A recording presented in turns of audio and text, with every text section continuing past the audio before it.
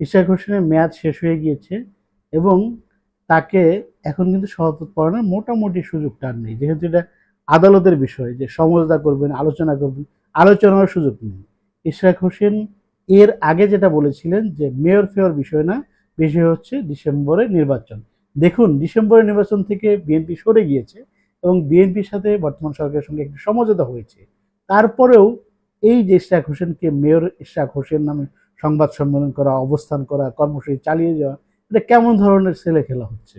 এটা একদমই মানাচ্ছেন না। কারণ ইশরাক হোসেন এর আগেও দুইটা ভুল করেছেন। একবার যখন ২৮শে অক্টোবর বিএনপির সমাবেশ ভণ্ডুল হয়ে গেল, তখন বিএনপির কেন্দ্রীয় কার্যালয়ে জো বাইডেনের উপদেষ্টা হিসাবে এক ভদ্রলোক তার সাথে হাজির হয়, বাংলাদেশের নাগরিক। তার সাথে একটা সংবাদ সম্মেলন করে যে তিনি বাইডেনকে জানাচ্ছেন দ্রুত অ্যাকশন নেওয়ার জন্য, যেটা পরে হাস্যকর পরিণত হয়েছিল, হাস্যরসের সৃষ্টি করেছিল।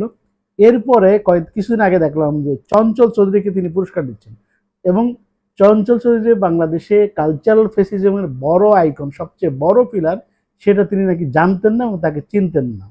এরকম ভুল এটা হচ্ছে আবার তৃতীয়বার করলেন।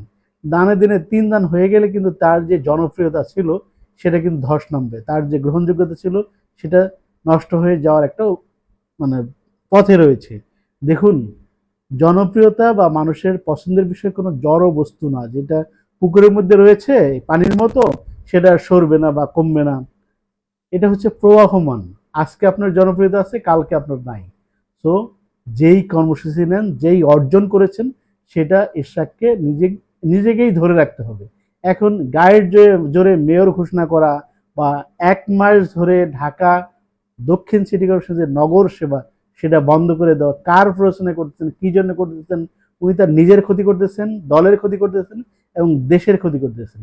আমার মনে হয় বিএনপির পক্ষ থেকে বা যারা শুভানুদ্দি আছে এবং বন্ধু রয়েছে, তাদের সবার উচিত ইশরাক হোসেনকে থামানো।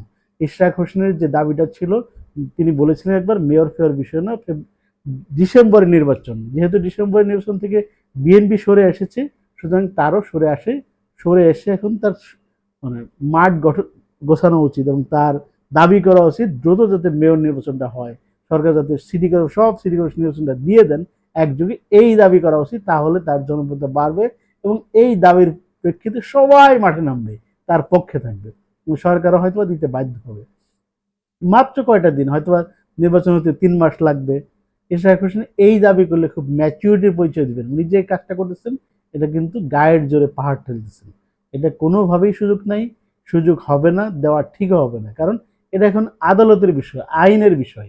সেই আইনের বিষয়টা কিন্তু কেউ আলোচনা করে সমাধান করতে পারবে না। ইশরাক হোসেনকে অবশ্যই এই বিষয়টা বোঝা উচিত। ধন্যবাদ সবাইকে।